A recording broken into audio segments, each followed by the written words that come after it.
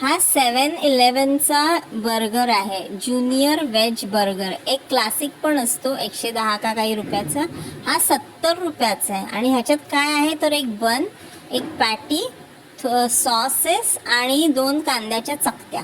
70 रुपये म्हणजे जरा अतिच झालं. मॅकडॉनल्ड्समध्ये पण एवढ्या महाग मिळत नाही.